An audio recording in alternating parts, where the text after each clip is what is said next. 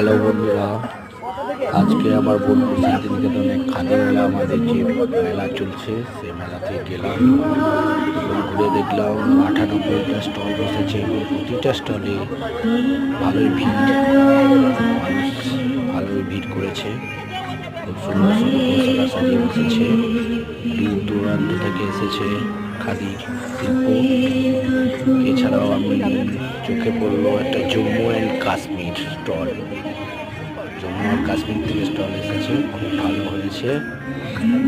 High করো, high লাগবে মেলাটা, হাই করো, মোটামুটি তুলে ধরার চেষ্টা করবো। বলো বলো কিছু, ভালো লাগবে কিছু বলো।